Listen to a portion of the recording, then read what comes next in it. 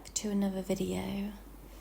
This video is a reflection of the past year, the lessons I've learned, and what I'll be bringing into 2026, along with a collection of videos of the ocean, as I really feel like the ocean is so healing, it's so beautiful and rich with just calming energy. An energy that I think we need for the new year. An energy that I think will heal our nervous systems and help us find some clarity as we head towards another year around the sun. My first lesson from 2025, and I'll probably carry it on to 2026, is to actually learn how to rest and look after my body. As I'm sure some of you know, I was diagnosed with multiple stomach ulcers, a hiatus hernia, and a few other gastric issues that have been ongoing for quite a few months, which I've ignored for quite a few months, and only seeked out when it got to a point where I literally couldn't have any food. I was having about 500 calories a day. So I've really had to look at my thoughts and beliefs around rest, and try and learn how to properly regulate my hormones, especially my stress hormones like cortisol. My issues and illnesses have been caused by years and years worth of stress, and it's something that I really need to get a handle on because it's really preventing me from living in a way that I know I deserve. So that's one lesson, is really registering and looking at my thoughts and opinions on rest.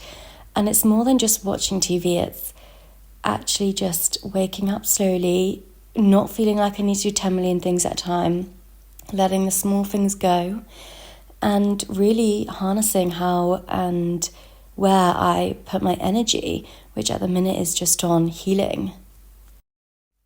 So take into 2026 the idea that you need to rest more and you need to get a handle on your mental and physical health. Otherwise, you'll have months of being burnt out, essentially. And it's something that I'm really struggling with because I'm such an active person. I want to be going all over where I live, going for hikes, doing things, but I've really, really had to challenge myself and invite more rest into my life. Otherwise, I'm just going to continuously be ill. And as many people have pointed out to me, stomach ulcers are generally for people who are older, or again, very highly correlated with stress.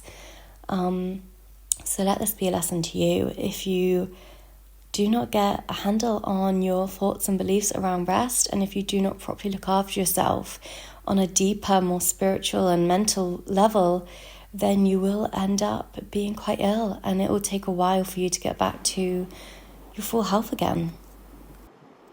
My second lesson that or just reflection from 2025 and also from being ill, is that we probably put more energy and time and emotional investment into friends and family than we realise. And although that is lovely and it's really great and important for building long-lasting and deep relationships, we often neglect to actually put that energy into ourselves. And although we are in a sort of society where it's self-care, and that means having a bubble bath and having a night to yourself, I mean this on a more deeper level. So since being ill, I've just had no energy to really go out of my way for anyone. And if I've had a little friction in family friendships, I would often work a little bit harder to try and mend that, even if it wasn't my job, not really job, but if it wasn't my place to do so.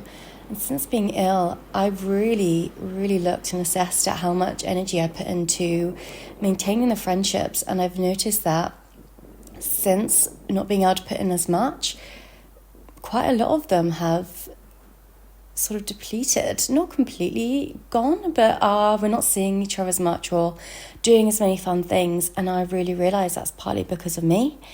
And I'm going to take into 2026 that this is the year for me. I will match someone's energy, but I'm not going to go above and beyond like I normally do. And when I was younger, my therapist actually said to me, you put 100% in and you expect the other person to. But that's not fair on them in some ways, because they're showing you how much percent of time and effort and energy they want to put into a friendship. But also, you need to learn how to match people. And I think, again, this is probably a deeper reason why I'm always so keen to put my effort in. And I'm sure that's some sort of childhood wound I need to sort out. But this is another thing that I think more people need to assess, is just match what people are putting into your friendship and really take a step back to notice. And there'll be times in friendships where one might need to put more effort in than the other. But when you've been ill, or when you're trying to work on your own goals, something's got to give. And unfortunately, it might just have to be the amount of activities and fun stuff you do with friends, especially if you're the one who's always putting that time and energy and effort in. And it's something you've got to learn to be okay with, rather than chasing and continuously wishing that your friendship is always, at its peak, because that's just not going to be sustainable.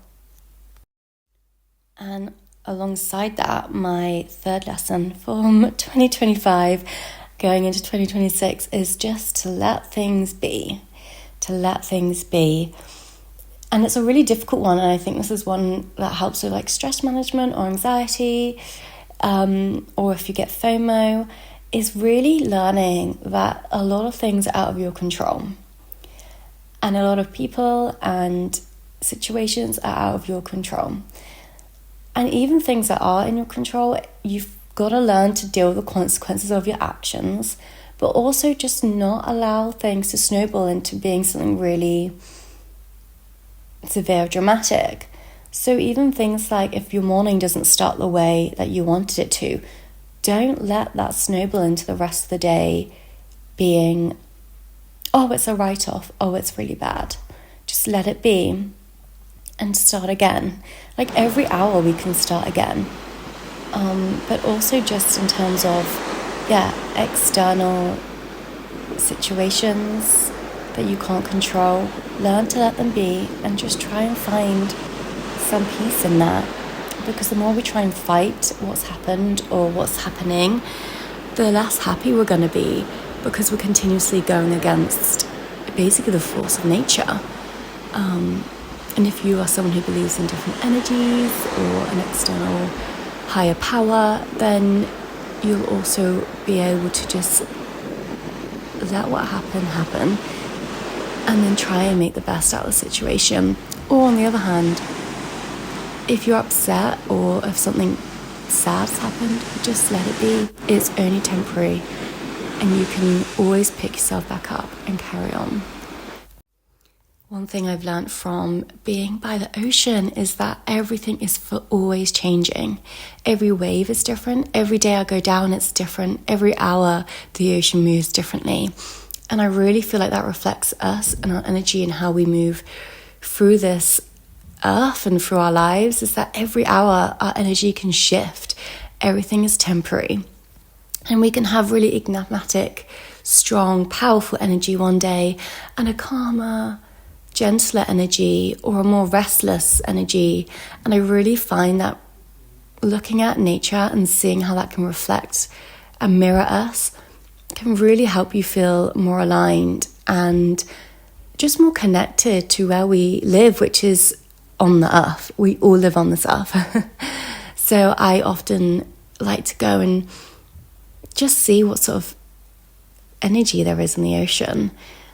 And it's just a nice reminder that, every hour my energy can shift. I could wake up and have really bad insomnia, and my energy is more restless and uncomfortable. And then an hour or 2 hours later, it's a more calmer energy. And it's the same with the tides, If the tide's in and it's a more forceful energy in the ocean, the waves are so dramatic and incredible. And then when the tide's out, their energy is probably lessened, and there might be some waves, but they're not as powerful, but they're a bit more restless. So just look around in nature and really see where that can mirror us, because I find that there's so much beauty and lessons in nature, and it really helps you feel grounded and less like you're being dramatic, because we're not. Our energy shifts and it can change so much throughout the day, and in a way that's quite a beautiful thing, that no mood or emotional state is permanent. It's forever changing. So sit with each mood, see where it takes you, see how you feel when you're in each state of being. So take these lessons into the year of the horse in 2026.